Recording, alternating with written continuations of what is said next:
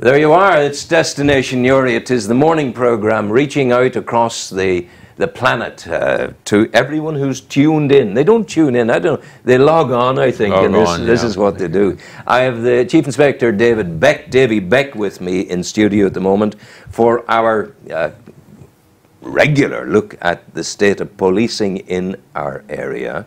And you're welcome, as always. Thank you very much, Ron. And great things are happening. You're busy, busy, busy. Always busy. Yeah, always summertime, of course, makes new demands on you. It does, very much so, and clearly that's one of the areas I want to talk about this morning, and it's antisocial behaviour. You know, we've been blessed with some lovely weather over these last few days, and that's great, but there are always those elements that bring trouble when we get a few good days.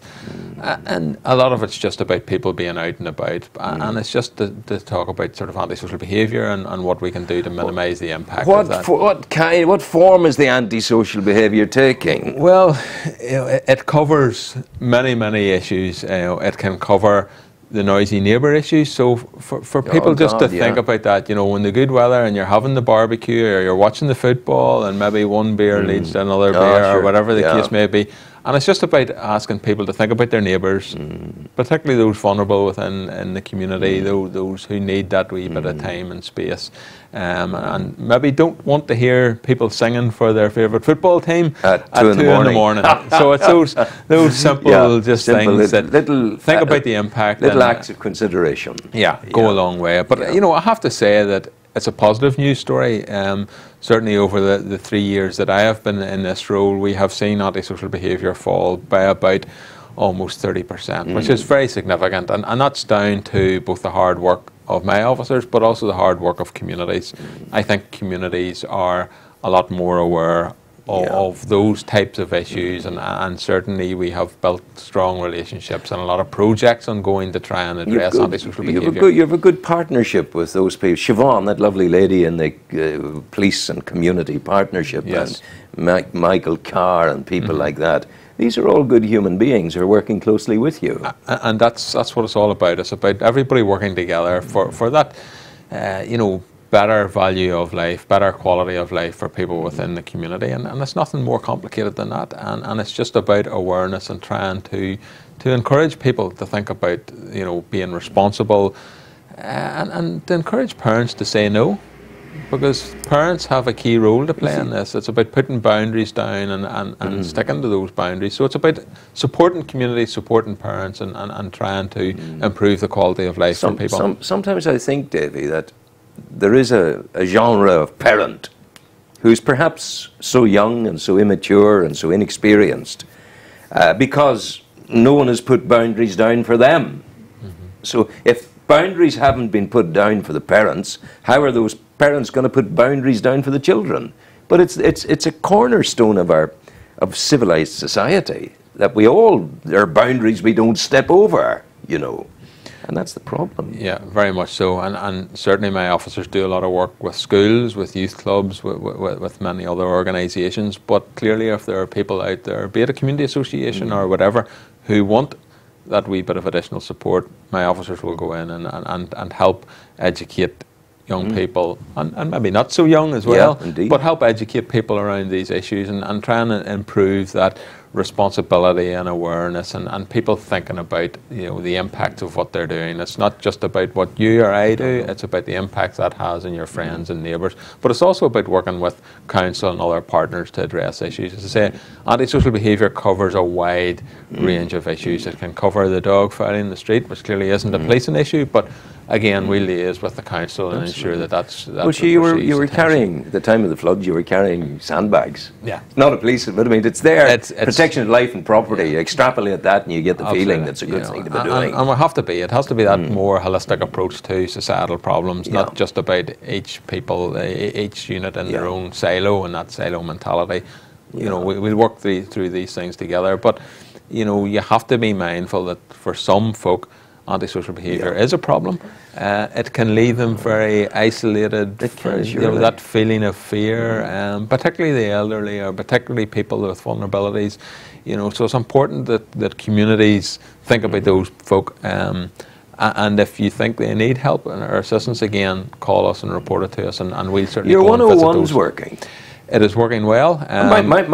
My number to the police in Newry is now redundant. The voice says, "Would you please contact the station with 101?" And I do 101, then you get through. It's quick, it's good, it works. It is, it's good, it works, and it is, you know, we're all on sort of speed dial now, so sometimes you don't think about numbers, you know, even when somebody asks you your own number, you have to think about it for a second. So 101, it's simple, it's straightforward, please use it, and again, don't suffer in silence. If you have problems that we may be able to assist with, ring us and tell us about them, and therefore we can address them, as opposed to complaining that no one helps people out. Yeah, it's people have a tendency, oh, I shouldn't, maybe I shouldn't, no, they'll think I'm a fusspot, they'll think it's not, oh, I can't bring 101, to do that they'll, oh, this is, and they worry and they hesitate, and they then, wow. Well, don't. You know, my message is ring it, have a conversation. You know, we have very well trained professional call handlers, and they will help and assist. There's no such thing as a stupid question. There's no such thing as a silly call. You know, we will deal with all calls, and we're often very, very frustrated that in the aftermath of a crime, when we go rapping on doors, people will say, well, you know what, I saw something, but I didn't like to bother you, I didn't want to call, or I wasn't quite sure. Yeah. I would far rather people picked up the phone and called. We would rather check things out and be in a position to ring you back and say, well, you know, Mr. Han, that was okay. There was no issue there. Everything was all right. Rather than get that call and a week later have someone that saw something but didn't actually report it. I can recall my uncle had his caravan stolen many years ago from the front of his house, and his neighbour came over to him afterwards and said, yeah, I saw the people hitching it on, and I waved at them, and they waved back, so I thought they were all right. Oh my goodness. So, you know, don't be frustrated after the I've got a bad mind. I tend to say to people, who are you, what are you doing, is it yours? Yeah. Show me, you know. I'm terribly unbelieving of these things. No, but we have to be nosy neighbours. We've come a long way, and there's a lovely photograph of a dear, sweet child, a young police officer in the paper this week. That was Colleen, who was murdered in Newry. How long ago did that occur? That was back in when was it? It was in 1992, and it was the police officer. What was her name? I've got it here. Colleen is her first name. Colleen Murray, and she was so young to die in the Troubles. We've moved, thanks be to goodness, touch wood, we've moved away from all of that, and we're now able to concentrate on growing together as a community. And I was so delighted to see the other day, I couldn't believe it, that the Orange Order and the Catholics were talking together in Belfast. And what were they talking about? Yes, they were talking about parades.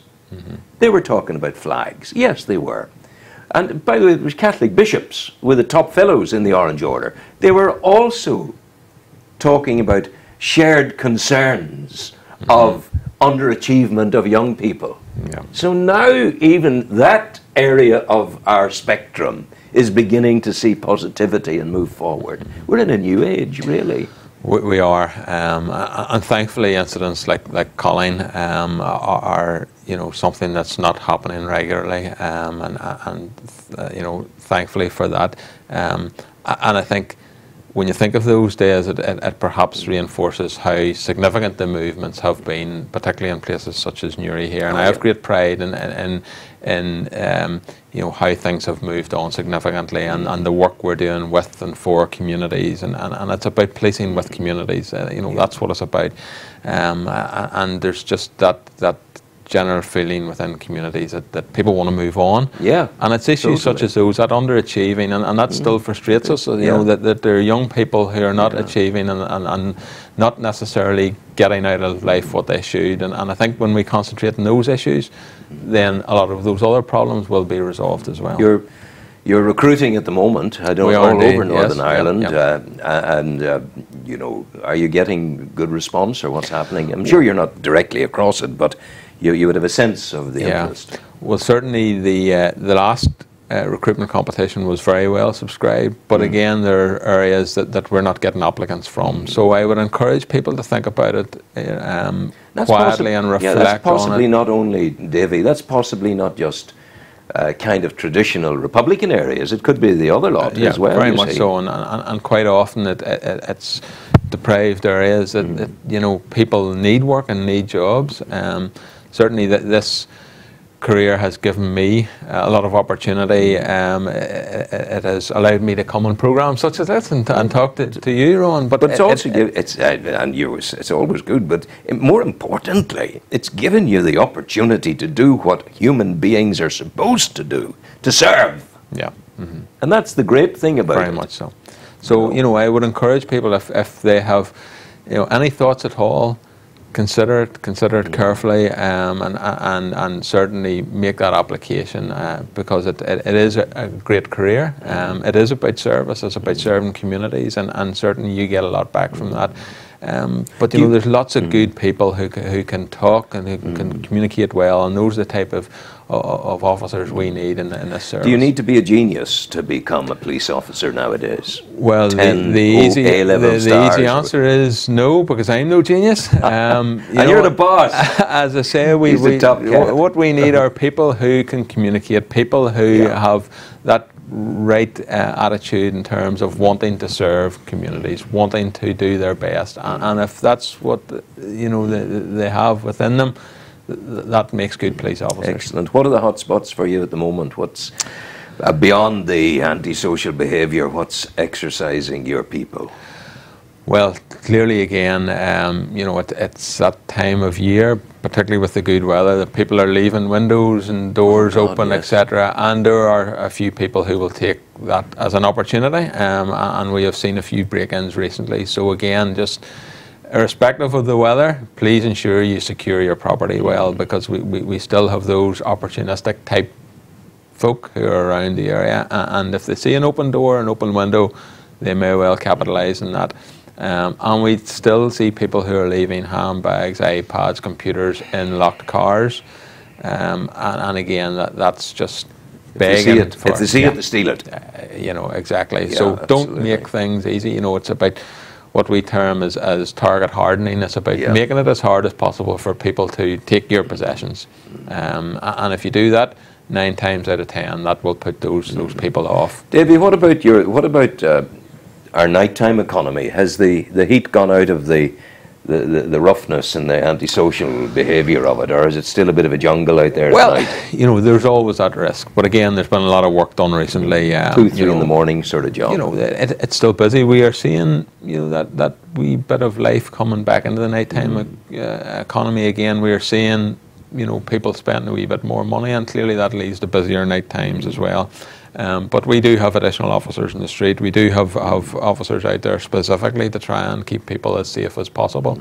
But again, that simple, responsible behaviour goes a long, long way. Absolutely. Thinking about the people you went out with and trying to make sure everybody Look gets after home. everyone. And if someone is getting a wee bit loud, a pat on the shoulder and saying, come on, it's time we're home. Let's go. And quite often that's all my officers have to do.